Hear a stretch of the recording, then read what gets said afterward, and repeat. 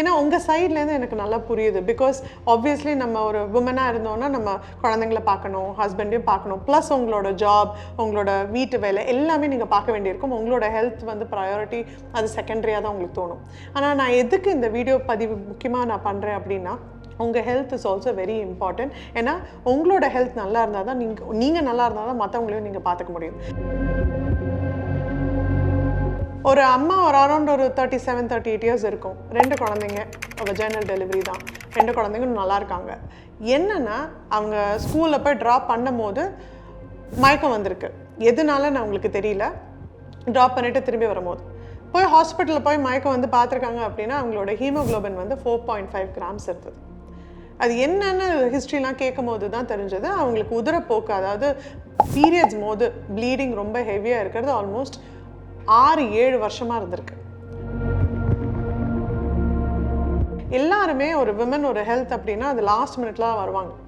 And அதுவும் இந்த heavy ப்ளீடிங்கிறது எப்படி நம்ம நினச்சிட்டு இருக்கோன்னா, ப்ளீடிங் தானே, அது ஹெவியாக தான் இருக்கும், ஒரு 3-4 நாளைக்கு அப்படி தான் இருக்கும் அப்படின்னு சொல்லி அதை நம்ம நார்மலைஸ் பண்ணிட்டோம். சரி, ஹெவி ப்ளீடிங் சொல்கிறீங்க டாக்டர், பின்ன ஹெவினா என்ன? ஏன்னா எனக்கு ப்ளீடிங் வந்து ஒரு 3 நாள் 4 நாள் இருக்குது, ஆனால் அது ஹெவியாக இல்லையான்னு என்னால் கண்டுபிடிக்க முடியல அப்படின்னு நிறைய பேர் எங்கிட்ட சொல்லியிருக்காங்க. ஹெவின்னு நீங்கள் தெரிஞ்சுக்கணுன்னா எப்போவுமே ப்ளீடிங் வருதுன்றது அது தண்ணியாக தான் இருக்கணும். எப்போ உங்களோட ப்ளீடிங் வந்து கட்டுறதோ, கிளாத்ஸ் மாதிரி போகிறதோ, ஒரு டேல சேஞ்ச் பண்ண வேண்டியது, அதோட 2nd, 3rd, 4th டேல சேஞ்ச் பண்ணது ஒரு 1 or 2 pads சேஞ்ச் பண்ணலாம், இல்லை 3 pads வரைக்கும். மோர் தென் 3 pads நீங்கள் மாற்றுறீங்க, ஃபுல்லி சோக் பேட்ஸ் நீங்கள் மாற்றுறீங்கனாலே அனிமியாவில் என்ன ஆகும்னா, நம்மளுக்கு ஹீமோக்ளோபின் கம்மியாகும் போது heart tries to work a lot faster. ஏன்னா நம்மளுக்கு அந்த அனிமியாவை நம்ம காம்பன்சேட் பண்ணது. ஸோ அதனால ஹார்ட் ஃபெயிலியரில் கூட போகலாம். ஸோ அந்த லெவல் வரைக்கும் நான் பேஷண்ட்ஸ் பார்த்துருக்கேன். அதை விடாதீங்க. இது மென்ஸ்ட்ரேஷன்றது முன்னாடி காலம் மாதிரி ஒரு டாபு இல்லை. லைக் அதை பேசக்கூடாது, அது வந்தால் நம்ம வந்து தள்ளி உட்காரணும், நம்ம அந்த டாப்பிக்கே பேசக்கூடாதுன்னு கிடையாது. Break the taboo. Hello everyone, welcome to our channel. இந்த வீடியோ ஸ்பெசிஃபிக்காக நான் இப்போ ரெக்கார்ட் பண்ணுறது ஒரு பேஷண்ட் நான் என்ன மார்னிங் பார்த்துட்டு வந்தது பற்றி தான் பேச போகிறேன். ஏன்னா அந்த மாதிரி பேஷண்ட்ஸ் வந்து அட்லீஸ்ட் ஒரு நாளைக்கு ஒரு 2-3 பேஷண்ட்டாவது நான் எதர் ஸ்கேனுக்கு பார்ப்பேன், இல்லைன்னா கவுன்சிலிங்க்கு வந்துடுவாங்க. ஒரு அம்மா ஒரு அரௌண்ட் ஒரு 37-38 இயர்ஸ் இருக்கும், 2 குழந்தைங்க, வெஜைனல் டெலிவரி தான், 2 குழந்தைங்களும் நல்லா இருக்காங்க. என்னென்னா அவங்க ஸ்கூலில் போய் ட்ராப் பண்ணும் போது மயக்கம் வந்திருக்கு. எதுனால நான் உங்களுக்கு தெரியல. ட்ராப் பண்ணிவிட்டு திரும்பி வரும்போது போய் ஹாஸ்பிட்டலில் போய் மயக்கம் வந்து பார்த்துருக்காங்க அப்படின்னா அவங்களோட ஹீமோக்ளோபின் வந்து 4.5 கிராம்ஸ் இருந்தது. அது என்னென்னு ஹிஸ்ட்ரிலாம் கேட்கும் போது தான் தெரிஞ்சது. அவங்களுக்கு உதிரப்போக்கு, அதாவது பீரியட்ஸ் போது ப்ளீடிங் ரொம்ப ஹெவியாக இருக்கிறது ஆல்மோஸ்ட் 6-7 வருஷமாக இருந்திருக்கு. அவங்களுக்கு வந்து இது எவ்வளோ வருஷம்னா, இது வந்து it's not a first time நான் ஒரு அம்மாவோ இல்லைனா ஒரு விமனை அப்படி பார்க்குறது. ஏன்னா எல்லாருமே ஒரு விமன் ஒரு ஹெல்த் அப்படின்னா அது லாஸ்ட் மினிட்ல தான் வருவாங்க. அண்ட் அதுவும் இந்த ஹெவி ப்ளீடிங்கிறது எப்படி நம்ம நினச்சிட்டு இருக்கோன்னா, ப்ளீடிங் தானே, அது ஹெவியாக தான் இருக்கும், ஒரு 3-4 நாளைக்கு அப்படி தான் இருக்கும் அப்படின்னு சொல்லி அதை நம்ம நார்மலைஸ் பண்ணிட்டோம். இது வந்து ஹெவி ப்ளீடிங்ன்றது குழந்தை அது பூப்பெருக்கலுக்கு, அதாவது பியூபர்ட்டி ஏஜ் அட்டைன் பண்ணுறதுலேருந்து ஏஜ் வைஸாக கூட நம்ம பிரிக்கலாம். சின்ன குழந்தைங்க ஒரு 12 வயசு 13 வயசுக்கு அப்போ தான் வயசுக்கு வந்த குழந்தைங்களுக்கும் ஹெவி ப்ளீடிங் இருக்கலாம். இல்லை கல்யாணம் ஆகி குழந்தை பிறக்கிற ஃபேஸ் அந்த 25 to 35 இயர்ஸ் அந்த ரீப்ரொடக்டிவ் ஏஜ் குரூப் சொல்லுவோம், அப்போவும் ஹெவி ப்ளீடிங் இருக்கலாம். 35-40 வயசுக்கு மேலே ஃபேமிலிலாம் கம்ப்ளீட் ஆகி மெனபாஸ் ஸ்டேஜ் கிட்ட வர அவங்களுக்குமே ப்ளீடிங் ஹெவியாக இருக்கலாம். அண்ட் சில பேருக்கு ப்ளீடிங் ஹெவியாக இருக்கிறத தாண்டி பெயின்ஃபுல்லாகவும் இருக்கலாம். சரி, ஹெவி ப்ளீடிங் சொல்கிறீங்க டாக்டர், பின்ன ஹெவினா என்ன? ஏன்னா எனக்கு ப்ளீடிங் வந்து ஒரு 3 நாள் 4 நாள் இருக்குது, ஆனால் அது ஹெவியாக இல்லையான்னு என்னால் கண்டுபிடிக்க முடியல அப்படின்னு நிறைய பேர் எங்கிட்ட சொல்லியிருக்காங்க. ஹெவின்னு நீங்கள் தெரிஞ்சுக்கணுன்னா எப்போவுமே ப்ளீடிங் வருதுன்றது அது தண்ணியாக தான் இருக்கணும். எப்போ உங்களோட ப்ளீடிங் வந்து கட்டுறதோ, கிளாத்ஸ் மாதிரி போகிறதோ, அதாவது சின்ன சின்ன கட்டி, ஒரு ₹1 காயினோ இல்லை ஒரு ₹10 காயினோ ஒரு கட்டி மாதிரி நீங்கள் பார்க்குறீங்க, கட்டி கட்டியாக பிளட் போகிறதுனால அது ஹெவின்னு அர்த்தம். ரெண்டாவது, ஒரு நார்மல் ஒரு டேல சேஞ்ச் பண்ண வேண்டியது, அதோட 2nd, 3rd, 4th டேல சேஞ்ச் பண்ணது ஒரு 1 or 2 pads சேஞ்ச் பண்ணலாம், இல்லை 3 pads வரைக்கும். மோர் தென் 3 pads நீங்கள் மாற்றுறீங்க, ஃபுல்லி சோக் பேட்ஸ் நீங்கள் மாற்றுறீங்கனாலே that means it's absolutely heavy. பெயின்ஃபுல்லாக இருக்குன்னாலும் it is not okay. Mild cramps பரவாயில்ல. ஸோ எப்போ நம்ம ஹெவின்னு சொல்லியாச்சு. ரெண்டாவது, நம்பர் ஆஃப் டேஸ். ஒரு 5 நாளைக்கு மேலே ப்ளீடிங் ஹெவியாக போகிறதுனா டெஃபினட்டாக நீங்கள் டாக்டரை பார்க்கணும். இப்போது வேறு வேறு ஏஜ் குரூப்பில் நான் சொன்னேன் இல்லையா, அவங்களுக்கும் வேறு வேறு காரணங்கள் இருக்கலாம். மெயினாக காரணங்கள் நீங்கள் பார்த்தீங்கன்னா 2. ஒன்று ஸ்ட்ரக்சர், அதாவது கர்ப்பப்பையிலேருந்து தான் ப்ளீடிங் ஆகுது.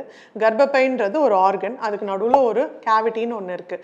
மாதம் நம்மளுக்கு மாதவிடா வரதுக்கு முன்னாடி அந்த கேவிட்டி லைனிங் ப்ரெக்னன்சிக்காக வெயிட் பண்ணி அந்த லைனிங் பில்ட் ஆகிட்டே இருக்கும். அந்த மாதத்தில் ப்ரெக்னன்சி நடக்கலை அப்படின்னா நம்மளுக்கு பீரியட்ஸ் வரப்போகுது. அது உறுப்புகள். ஸோ உறுப்புகள் சம்மந்தப்பட்டதில் என்னெல்லாம் ப்ராப்ளம் இருக்கலாம், இது ஸ்ட்ரக்சர். 2வது ஹார்மோன் என்ன, பிரெயின்லேருந்து ஓவரிக்கு சிக்னல் வரணும், அந்த ஹார்மோனில் எதான ப்ராப்ளம் இருக்கலாம். ஓவரி சிக்னல் வந்துட்டு யூட்ரஸ்க்கு கனெக்ட் ஆகிற அந்த ஹார்மோன்லேயும் பிரச்சனை இருக்கலாம். ஸோ இந்த பேசிக்கான எல்லா ஏஜ் குரூப்லையும் பார்த்தீங்கன்னா எய்தர் உறுப்புகளில் மிஸ்டேக் இருக்கலாம், இல்லை ஹார்மோனில் மிஸ்டேக் இருக்கலாம். இது 2மே நம்மளால் ஸ்கேனில் கண்டுபிடிக்க முடியும், பிளட் டெஸ்ட்லையும் கண்டுபிடிக்க முடியும். இப்போது அந்த அம்மா சொன்னேன் இல்லையா, அவங்க எங்ககிட்ட வரும்போது ஹீமோக்ளோபின் வாஸ் 4.5 grams.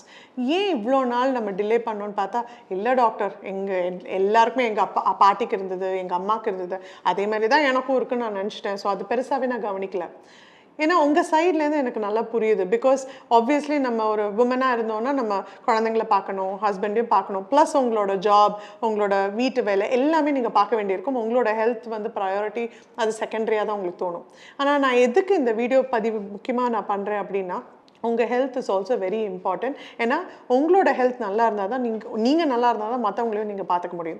அப்படி இருக்கிறதுல இவ்வளோ தூரம் நம்ம ஹீமோக்ளோபின் கம்மியாகி ஹார்ட் ஃபெயிலியர் போகிற அளவுக்கு, ஏன்னா அனிமியாவில் என்ன ஆகும்னா, நம்மளுக்கு ஹீமோக்ளோபின் கம்மியாகும் போது heart tries to work a lot faster. ஏன்னா நம்மளுக்கு அந்த அனிமியாவை நம்ம காம்பன்சேட் பண்ணது. ஸோ அதனால ஹார்ட் ஃபெயிலியரில் கூட போகலாம். ஸோ அந்த லெவல் வரைக்கும் நான் பேஷண்ட்ஸ் பார்த்துருக்கேன். அதை விடாதீங்க. ஏன்னா இது ரொம்பவே ட்ரீட்டபிள் ப்ராப்ளம். இது கண்டிப்பாக சொல்யூஷன்ஸ் இருக்குது. ஹார்மோன்ஸ்லையும் சரி, ஹார்மோன்ஸ் இல்லாத சொல்யூஷன்ஸும் இருக்குது. இப்போது ஸ்கூல் படிக்கிற கேர்ள்ஸ் ஆகட்டும், இல்லை காலேஜ் ஸ்டூடெண்ட்ஸாக இருக்கட்டும், ஒரு ஒர்க் கல்ச்சர் இருக்கட்டும், இப்போ நீங்கள் ஐடி கம்பெனியில் ஒர்க் பண்ணுறீங்க, இது மென்ஸ்ட்ரேஷன்றது முன்னாடி காலம் மாதிரி ஒரு டாபு இல்லை. லைக் அதை பேசக்கூடாது, அது வந்தால் நம்ம வந்து தள்ளி உட்காரணும், நம்ம அந்த டாப்பிக்கே பேசக்கூடாதுன்னு கிடையாது. Break the taboo. ஏன்னா மென்ஸ்ட்ரேஷன்றது எல்லாருக்குமே நடக்கிறது. It's a physiological phenomenon. அது ஹெவியாக இருக்கிறதுன்றது அஃப்கோர்ஸ் எல்லாரும் அண்டர்ஸ்டாண்ட் பண்ணிப்பாங்க. ஏன்னா எல்லாருமே அந்த ஃபேஸை கோ த்ரூ பண்ணி தான் வந்திருக்காங்க. ஸோ ஸ்கூலில் இருக்கும்போது உங்கள் டீச்சர்ஸோட பேசுங்க. உங்களுக்கு டயர்டாக இருக்குன்னா இன்ஃபார்ம் பண்ணுங்கள். இல்லை ஹையர் கிரேட்ஸில் உங்களுக்கு ஃப்ரெண்ட்ஸ் இருந்தால் அதை பற்றி டிஸ்கஸ் பண்ணுங்கள்.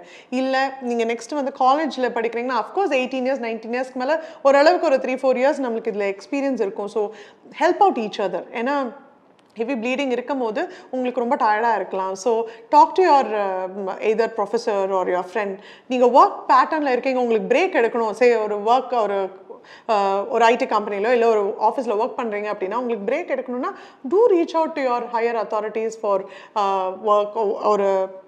ஒரு ஃப்ரீ டே, ஒரு ஹாஃப் டே பிரேக், ஆர் இல்லை ஒரு half an hour to 1 hour ஒரு எக்ஸ்டெண்டட் லஞ்ச் பிரேக் கேட்டுக்கோங்க. Because all this can make yourself little more effective at your workplace. And ஒரு நீங்கள் இதுக்காக லீவ் எடுக்கிறீங்க, நான் பீரியட்ஸ்க்காக லீவ் எடுக்கணுமான்றது யோசிக்காமல், it's your health. I think உங்கள் ஹெல்த்தை நீங்கள் உங்களால் மட்டும்தான் பார்த்துக்க முடியும். And also not just about working professionals. சில டைம்ஸ் நான் வந்து I still feel that home மேக்கராக இருக்கட்டும், அவங்க வந்து their job is more physically and mentally more taxing than many people who go out. So they are women wherever they are always working. And அவங்க வந்து work இல்லாமல் நாளே இல்லை. அதுவும் முக்கியமாக இது மந்த்லி ஒரு 3 to 4 days இருக்கும் போது ரெஸ்ட் எடுக்கணும்னா do not feel guilty. So make sure that you take adequate rest. அந்த டைமில் you need good healthy food. Junk சாப்பிடாம take rest. Hydrate yourself. Good healthy vegetables, fruits, இல்லைன்னா nuts எடுத்துக்கோங்க. It will help you a lot rather than junk and processed and sodas.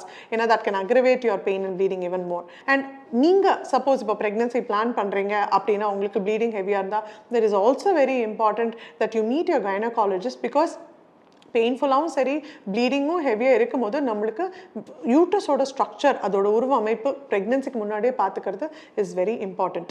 இதுவே நீங்கள் mid age இல்லை middle age, சரி ஒரு 45 closer to பெரிய மெனபாஸில் இருக்கீங்க அப்படின்னா அப்போவும் நம்மளுக்கு ப்ளீடிங் ஹெவியாக இருக்கும்போது ஹார்மோனல் சேஞ்சஸ்னால கூட இருக்கலாம்.